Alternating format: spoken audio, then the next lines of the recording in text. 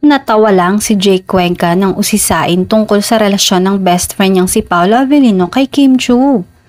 Pero syempre naman, happy si Jake sa love life ni Paolo.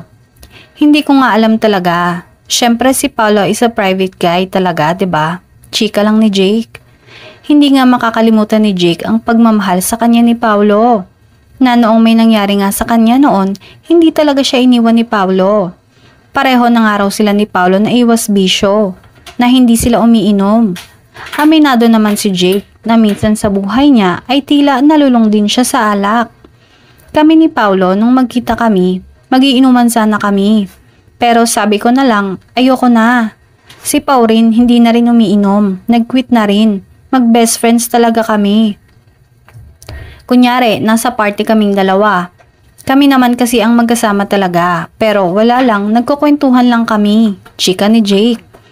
Siya nga pala, magpapamalas ng husay si Jake na tinagurian nga ngayong globally acclaimed actor sa kanyang mga major roles sa dalawang higanting streaming platform. Samantala, patuloy nga si Jake sa pag-standout bilang isa sa pinakamahusay na aktor ng industriya. Kahit wala siyang regular na on-screen partner upang palakasin ang kanyang career. Pumirma nga kamakailan si Jake ng 3-year renewal contract sa kanyang home network na ABS-CBN. Humigit 2 dekada na si Jake sa industriya.